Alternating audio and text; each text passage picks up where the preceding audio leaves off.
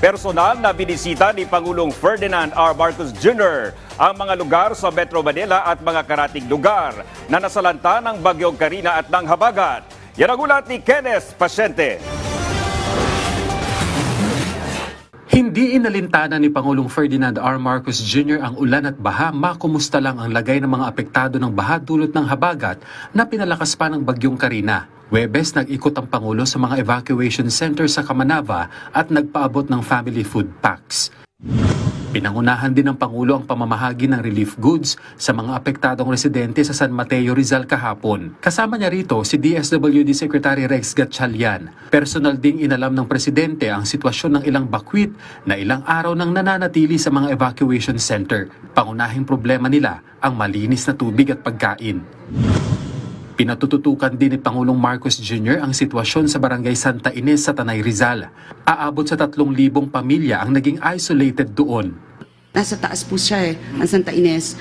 For how many days already, hindi na sila makakuha ng food, wala nang maitindang pagkain doon ang mga barangay.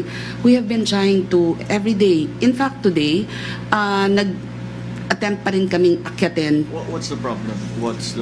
They're not karsada po eh.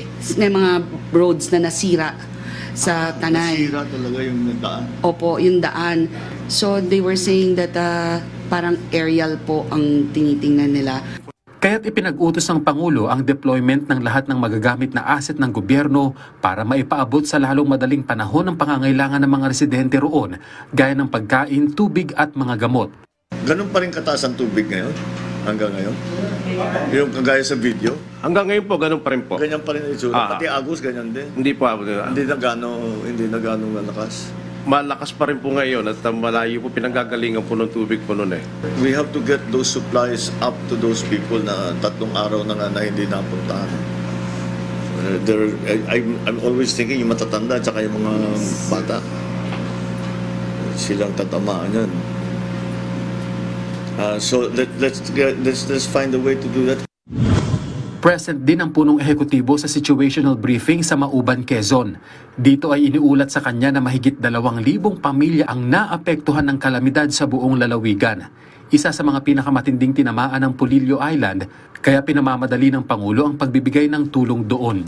Kenneth Pasyente, para sa Pambansang TV, sa Bagong Pilipinas.